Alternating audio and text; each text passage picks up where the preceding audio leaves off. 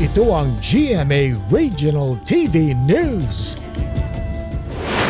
Mainit na balita mula sa Luzon, hatid ng GMA Regional TV. Arestado ang 10 lalaki kabilang ang 4 na menor de edad matapos umanong mambugbog sa Noveleta, Cavite. Chris, anong dahilan ng pambubugbog?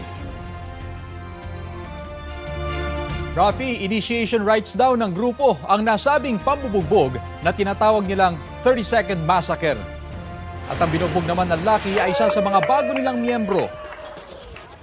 Sa video, kitang pinalibutan ng ilang lalaki ang isa pang lalaki sa bakuran ng isang bahay sa barangay San Rafael 3. Maya-maya, sabay-sabay nilang pinagsusuntok at pinagsisipa ang lalaki na nasa gitna.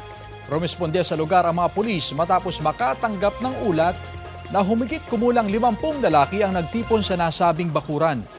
Ayon sa pulisya, nagpapagaling na sa ospital ang biktima at isa pang biktima rin ng pambubugbog ng grupo. Ayon naman sa 6 na naaresto, lahat sila ay dumaan sa parehong initiation.